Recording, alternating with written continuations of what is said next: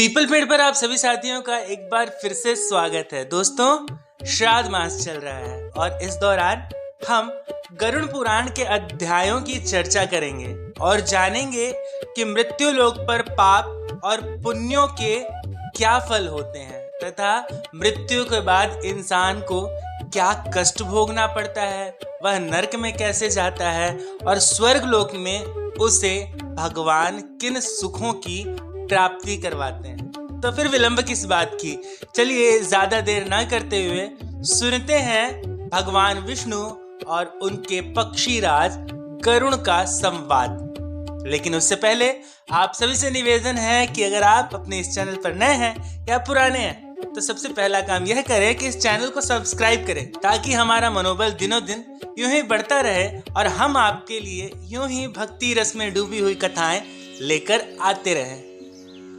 गरुड़ जी महाराज कहते हैं, हे केशव, यमलोक का मार्ग किस प्रकार दुखदाई होता है? पापी लोग वहां किस प्रकार से जाते हैं वह मुझे बताएं।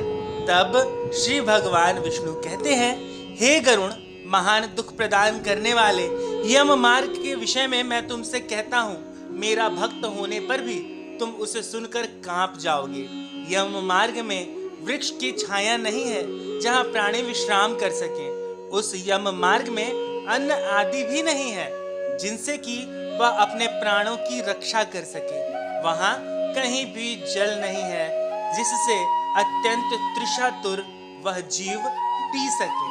वहाँ प्रलय काल की भांति 12 सूर्य हर समय तपते रहते हैं। उस मार्ग में जाता हुआ पापी कभी बर्फीली हवाओं से पीड़ित होता है तथा कभी कांटे चुभते हैं और कभी महाविषधर सर्पों के द्वारा डसा जाता है। वह पापी कहीं सिंहों, कहीं व्याघ्रों और कहीं भयंकर कुत्तों द्वारा खाया जाता है, कहीं बिच्छू द्वारा डसा जाता है और कहीं उसे आग से जलाया जाता है। तब कहीं अत्यंत भयंकर महान असिपत्रवन नामक नरक में वह पहुंचता है जो 2000 योजन विस्तार वाला कहा जाता है। वह वन कौवों, उल्लुओं, वटों, गिद्धों, सरगों तथा डांसों से व्याप्त है। उसमें चारों ओर दावाग्री व्याप्त है। असिपत्र के पत्तों से वह उन वन में छिन्न भिन्न हो जाता है। कहीं अंधे कुएं में गिरता है, कहीं विकट पर्वत से गिरता है, कहीं छुरे की धार पर चलता है तो कहीं कीलों के ऊपर चलता है। वह पापी कहीं घने अंधकारों में गिरता है तो कहीं उग्र जल में गिरता है, कहीं जोंकों से भरे हुए कीचड़ में गिरता है तो कहीं जलते हुए आग में गिरता है, कहीं तपी हुई बालुका से व्याप्त और कहीं धधकते हुए ताम्रमय मार्ग, कहीं अंगार की राशि और कहीं अत्यधिक धुएं से भरे हुए मार्ग पर उसे चलना पड़ता है। कहीं अंगार की वृष्टि होती है, कहीं बिजली गिरने के साथ शिलावृष्टि होती है, कहीं रक्त की, कहीं शस्त्र की और कहीं गर्म जल की वृष्टि होती है, कहीं खारे कीचड़ की वृष्टि होती है, कहीं गहरी खाई है। यह मार्ग यमलोक को जाता है। हे गरुड़, कहीं पर्वत शिखरों की चढ़ाई है और कहीं कंदाराओं में प्रवेश करना पड़ता है। उस मार्ग में कहीं घना अंधकार होता है तो कहीं दुख से चढ़ी जाने योग्य शिलाएं, कहीं मवाद, रक्त तथा विष्ठा से भरे हुए तालाब हैं तो यम मार्ग के बीचों बीच अत्यंत उग्र और घोर बैतरणी नदी बहती है। वह देखने पर दुखदायिनी हो तो क्या आश्चर्य, उसकी वार्ता ही भय पैदा कर देने वाली है। वह 100 योजन चौड़ी है। उसमें पुय यानी कि पीव एवं मवाद और शोषित यानी कि रक्त बहते हैं। हड्डियों के समूह से तट बने हैं, अर्थात उसके तट पर हड्डियों का ढेर लगा रहता है। मांस और रक्त के कीचड़ वाली वह नदी दुख से पार की जाने वाली है। अथाह गहरी और पापियों के द्वारा दुख पूर्वक पार की जाने वाली वह नदी केशव रूपी सिवार से भरी होने के कारण काफी दुर्गम है। वह विशाल काय ग्राहों यानी कि घड़ियालों से व्याप्त है और सैकड़ों प्रकार के घोर पक्षियों से आवृत है। हे गरुड़, आए हुए पापी को देखकर वह नदी ज्वाला और धूम से भरकर कड़ाह में रखे घृत की भांति खौलने लगती है। वह नदी सुई के समान मुख वाले भयानक कीड़ों से चारों ओर व्याप्त है। वज्र के समान चोंच वाले बड़े बड़े गिद्ध और कौवों से घिरी हुई है। वह नदी शिशुमार, मगर, जोंक, मछली, कछुए तथा अंश मांस भक्षी जलचर जीवों से भरी पड़ी है। उसके प्रवाह में गिरते हुए बहुत से पापी रोते और चिल्लाते हैं और हे भाई, हाँ पुत्र, हाँ तात, इसी प्रकार से कहते हुए बार बार विलाप करते हैं। भूख और प्यास से व्याकुल होकर पापी जीव रक्त का पान करते हैं।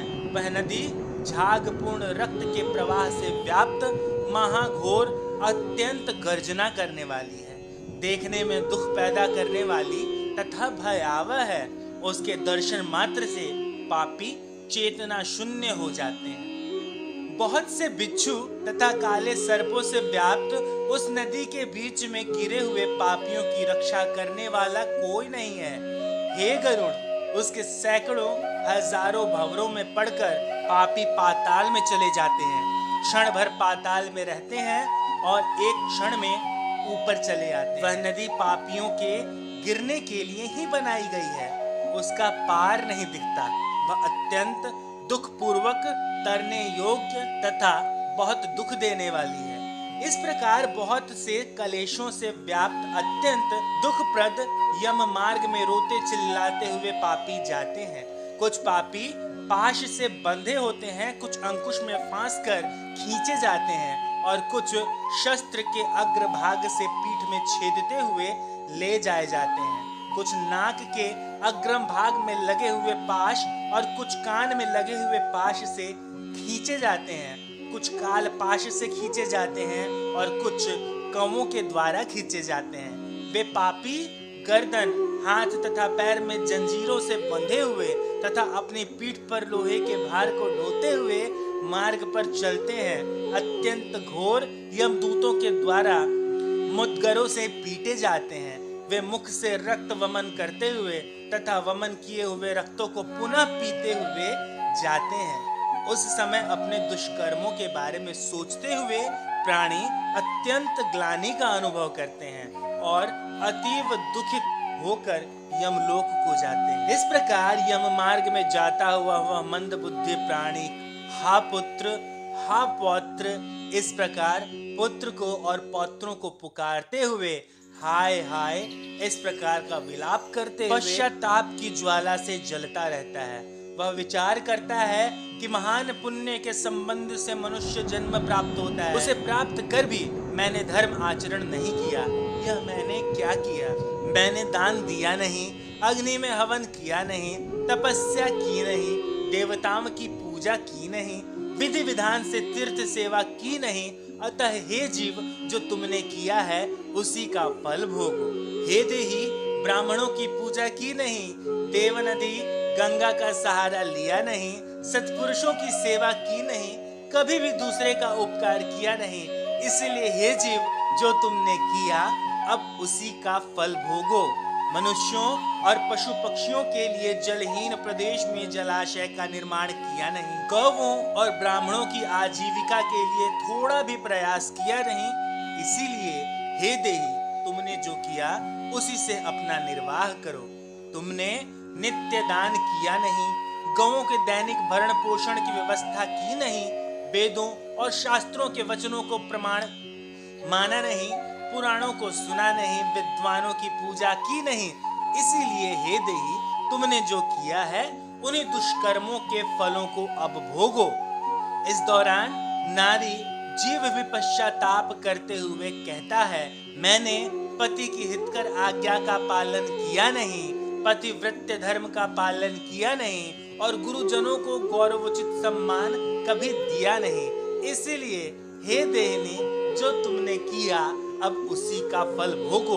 धर्म की बुद्धि से एकमात्र पति की सेवा की नहीं और पति की मृत्यु हो जाने पर बहनी प्रवेश करके उनका अनुगमन किया नहीं, वैधव्य प्राप्त करके त्यागमय जीवन व्यतीत किया नहीं।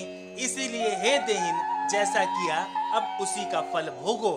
मास पर्यंत किए जाने वाले उपवासों से तथा चंद्रयान व्रतों आदि सुविस्तीर्ण नियमों के पालन शरीर को सुखाया नहीं। पूर्व जन्म में किए हुए दुष्कर्मों से बहुत प्रकार के दुखों को प्राप्त करने के लिए नारी शरीर प्राप्त किया था।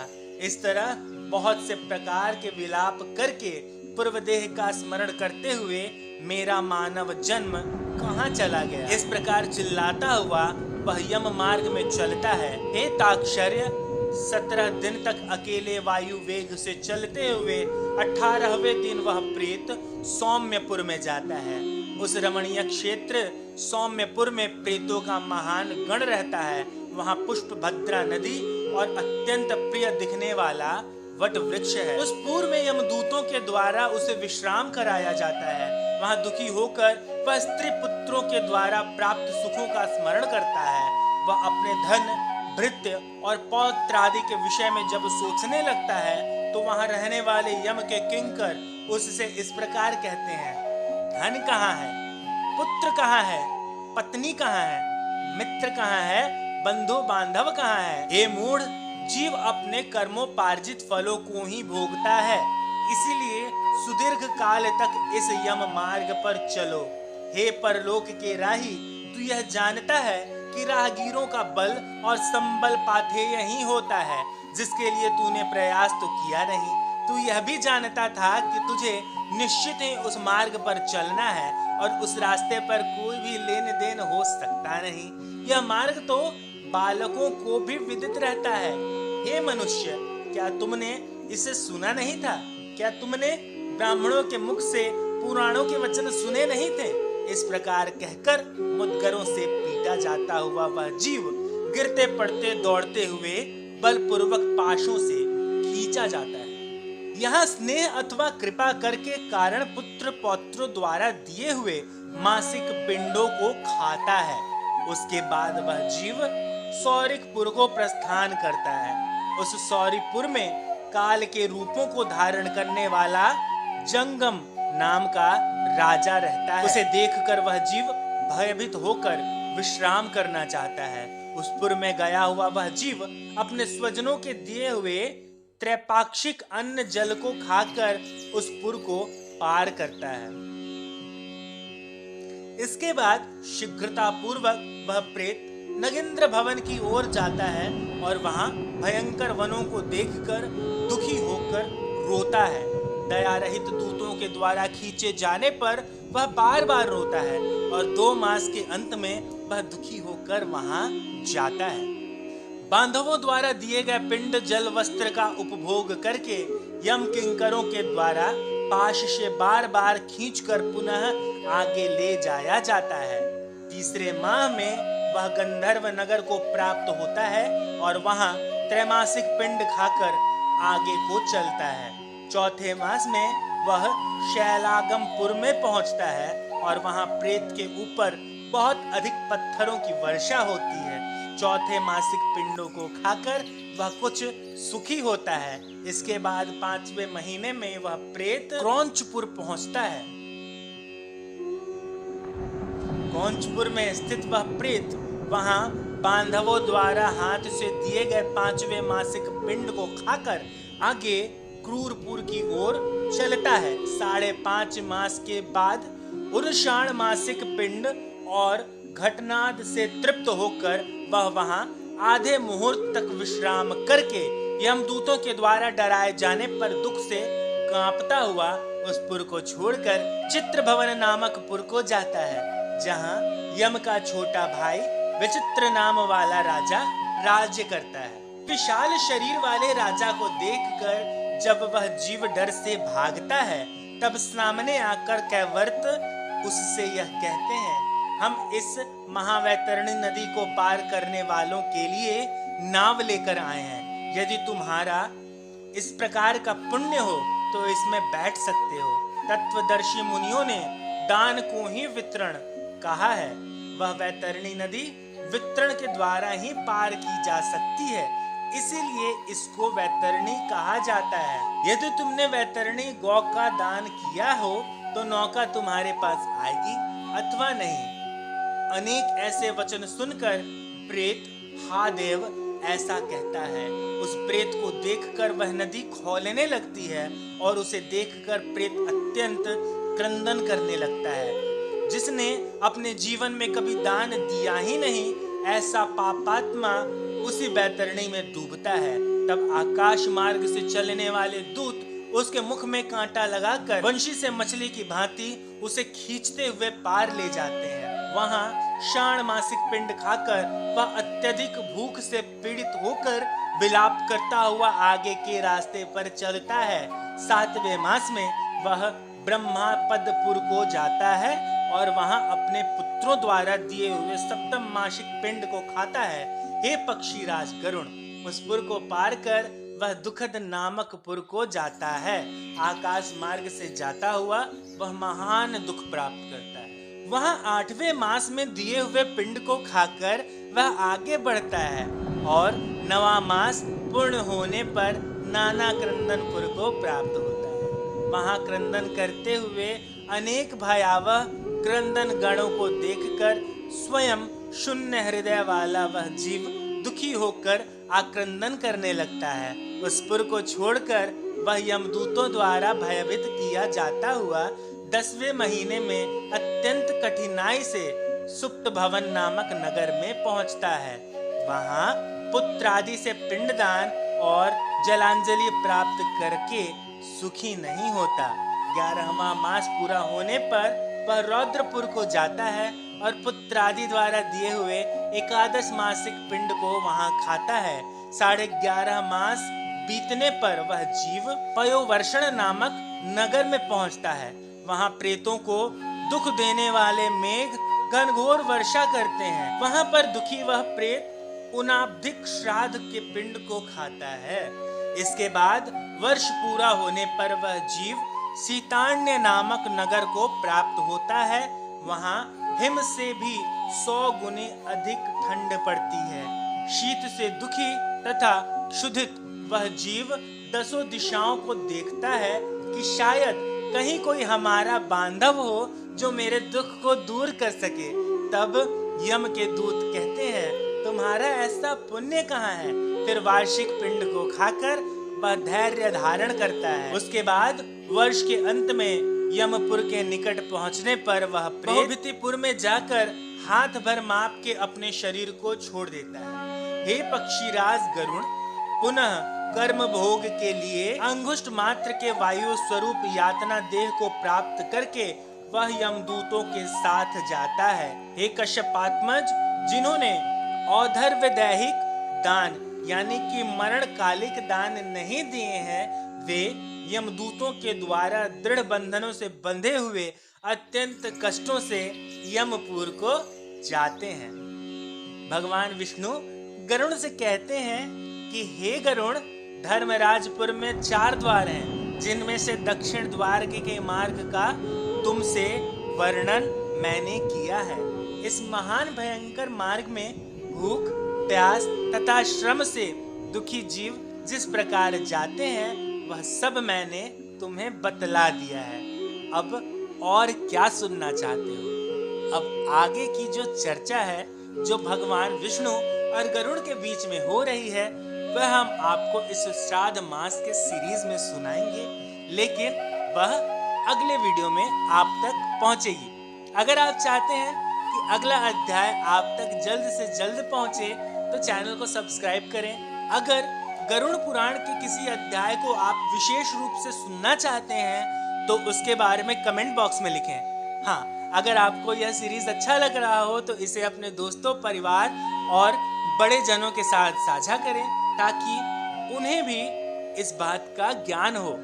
अगर इस नेक कार्य में आप किसी भी तरह से हमारी सहायता करना चाहते हो और दान के मार्ग पर चलना चाहते हो तो स्क्रीन पर दिए गए नंबर पर अपनी आर्थिक सहायता आप हम तक भेज सकते हैं। अगले वीडियो तक के लिए हमारे सभी साथियों को हरे कृष्ण।